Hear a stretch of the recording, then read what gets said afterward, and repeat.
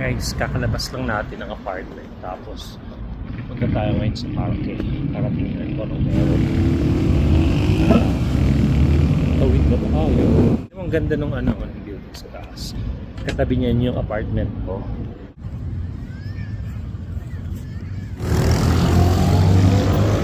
Ano siya? Park. Ang pangalan ng metro is Carolina.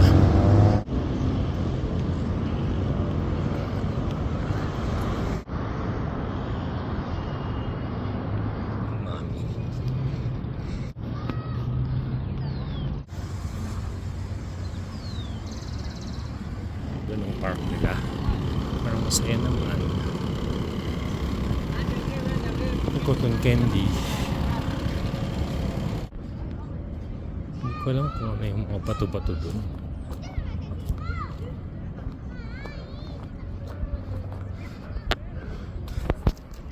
Ang tawag ko dyan sa ano na yan, artifact na yan is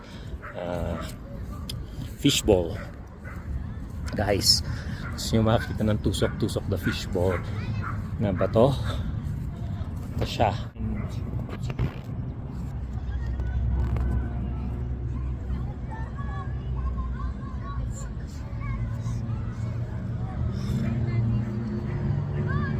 Ito, bawat isa, fishball. Fishball number 1, fishball number 2, number 3, 4, 5, 6, 7, 8, 9, 10, 11, 12, 13, 14. 14 yung fishball. So, ibig sabihin magkano yun sa pera natin? Siguro mga 20 pesos. 20. Magkano naman fishball? 50 cents. Kung 14, papiso na lang, 14 pesos. Habon ng bata yung bola. Kasi nagpipiknik lang dito. Oh. Tapos na nga sila magpiknik eh.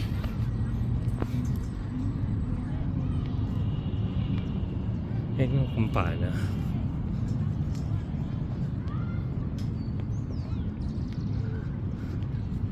Ibang ganda.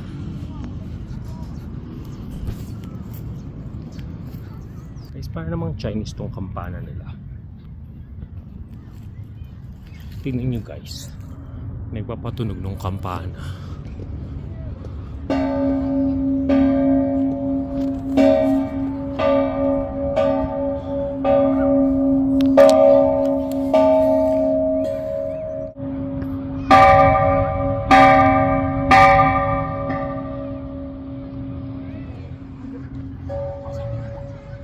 First time ko mag-metro kayo. Punta na agad ako ng San Francisco kasi gusto ko makita ko ano meron doon para magawa ko na rin yung aking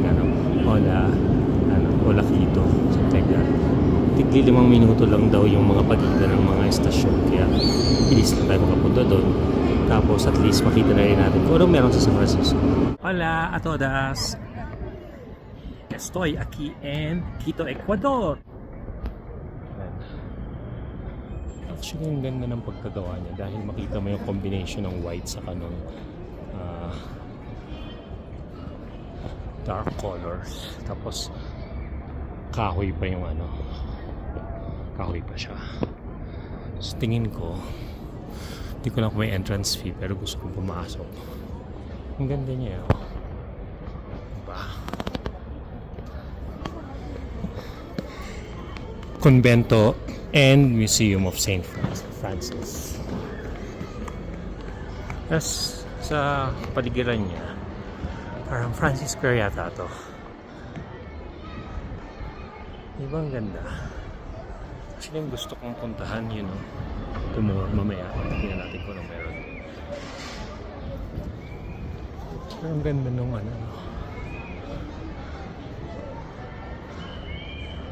ganda ng simbahan. In fairness. Iglesia de San Francisco. Lahat yan na nakikita mong square. Yan ang Plaza de San Francisco. Kung meron pang tao dito ngayon, malamang meron kasi museum na siya ngayon. Okay. Guys, tingnan natin pa tayo pumasok sa loob. Wait a minute.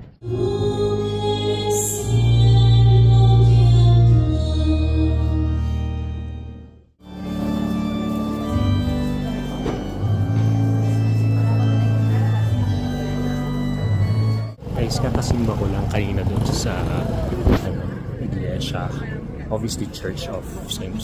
Francis.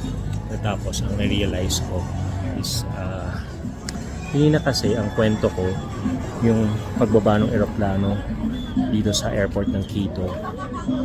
For some reason, nagpa-landing na siya. Tapos biglang nag-ano siya, pa-landing na siya, as in pa-touch na siya sa ground. Tapos biglang ascend siya, biglang umakyat ulit siya. So kinabahan ako, parang kung ano na yung nasa isip ko, kasi syempre unang-una Spanish yung ano nila, sinasabi nila na it's normal, pero kung ano na nasa isip ko, parang bakit ganun, bakit super taas na nung aeroplano, pagkas basta kung ano na nasa isip ko. So for some reason na-disturb, parang yun yung turning point ko eh. Nag-autocorrect yung buhay ko bigla. Parang dun sa sinulat kasi ako na note na very important. Ano naman yung sinulat ko, yung nagsasabi ko anong magiging ultimatum ko.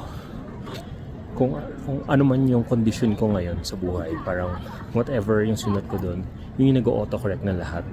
Ngayon, ang weird lang, for some reason, dinala ko ng paa ko sa church ni St. Francis. Pasok ko dyan, tamang-tamang nagmimisa sila. Iyak ako ng iyak kanina sa church kasi napaka-familiar nung simba. I'm so thankful na nandito. Buhay pa ako dito sa Quito, na hindi kami na-aksidente kanina sa aeroplano. Let's say biglang pinilit nung pilot na bumaba ng nag-landing, tapos kaya pala hindi nag-take two siya kasi sasadsad or something, disgrasya kami. Pero so kumbaga blessing na rin na naligtas kami, tapos blessing talaga na nandito ako. Yung mga ibon biglang lumapit, diba? Bird, parang sign from God na andyan lang siya.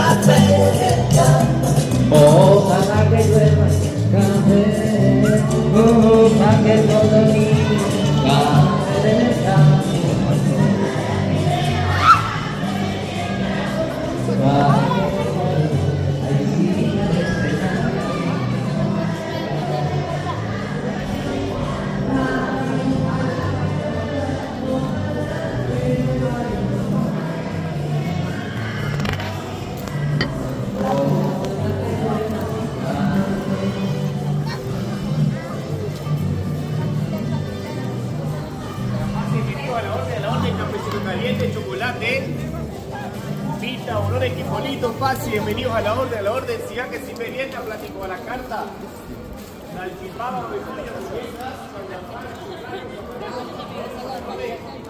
Seguimos bastante avanzado.